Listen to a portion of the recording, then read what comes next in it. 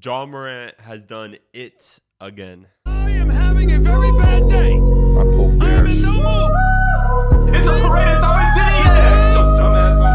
It's one of the worst days that I've had in a long time. I did not want to make another Memphis Grizzlies or Ja Morant video. I did not expect to. I knew that the Grizzlies weren't going to win a championship this year. They just weren't mature enough yet to do it.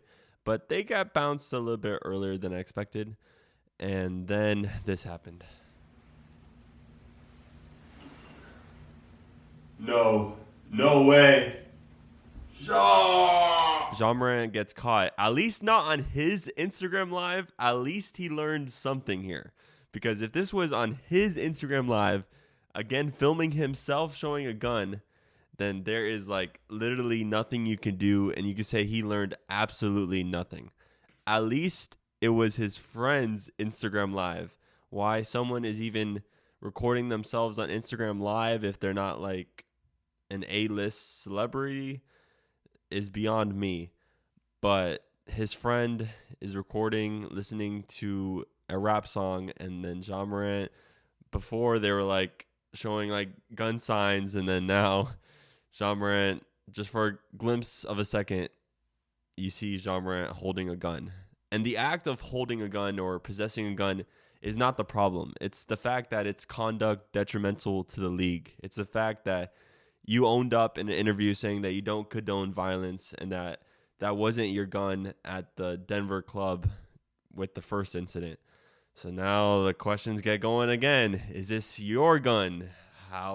What is your take on violence? And not to mention that Ja Morant is one of the most likable, most followed, most popular NBA players. A lot of people look up to him.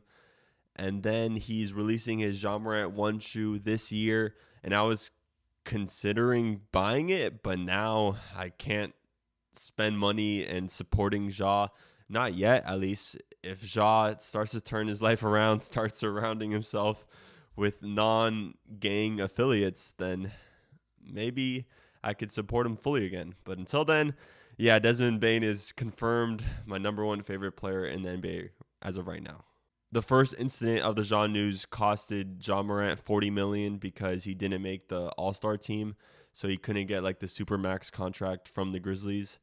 And now he's going to lose even more money because he is without a doubt going to get a suspension. As of right now, hasn't been announced by the NBA, even though he is suspended from Grizzlies team activities, which doesn't really do anything in the offseason.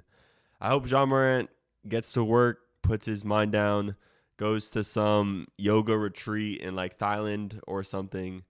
But I don't know. I mean, he is like 23, 24 years old, which is still pretty young. Still has a whole NBA career ahead of him if he still wants to play basketball. Like incidents like this, you sort of start thinking about like, does he like basketball? Does he have a passion for basketball? Because you can instantly see with like Ben Simmons, oh, he's just there for the money. He doesn't really actually care about winning or basketball.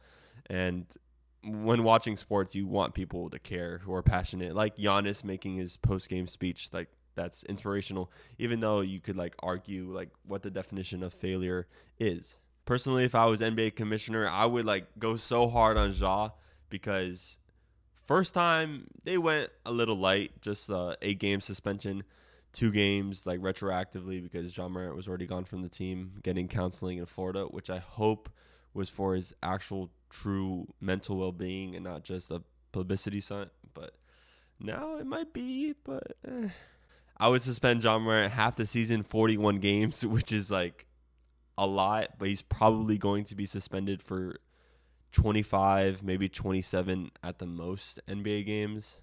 And as a fan of the team, I'm not too concerned with like the product because the Grizzlies are going to win. They're going to make the playoffs no matter what next year. The team doesn't need to find a good small forward after Dylan Brooks is finally getting off the team. And Tyus Jones is perfectly meant for these types of situations. And without Ja, the Grizzlies have had a decent record without him. And clearly the whole young core of Jackson, Bane, and Morant needs to mature a little bit more. And situations like these, they do force you to mature. They force you to look back at your life, look at your mistakes, because we are all flawed humans. As I said in the first video, we do make mistakes. It's just how you bounce back and how you learn from them is what matters. And even if you aren't a sports fan at all, at this point, it's getting just interesting for the storyline of Ja Morant as a person and how he bounces back. He hasn't said anything since it happened. His Twitter has gone quiet, and I'm going to wait and see on how he reacts in the next year, because from this point on, in May of 2023 to May of 2024, how he bounces back will be paramount. I sincerely hope that this is the last of his gun incidents and he makes a no filming on Instagram or YouTube or no social media posting when he's hanging out with his friends. Keep everything on lockdown, because yes, he should enjoy life when he's not playing basketball, because there's so many hours in the day that you're not playing basketball. So just enjoy it. But come on, when you're enjoying yourselves, just put some limits on what you're doing, because social media can get crazy if you're just filming everything. And we've seen that with like Logan Paul and The Forest, and how you just escalate your life when trying to film content so much that it gets to a point where you're doing dangerous things. David Dobrik is another example of that. So social media can be toxic at times, just trying to act cool or do cool things for attention. So once you shut down social media, a lot less mistakes are going to leak out.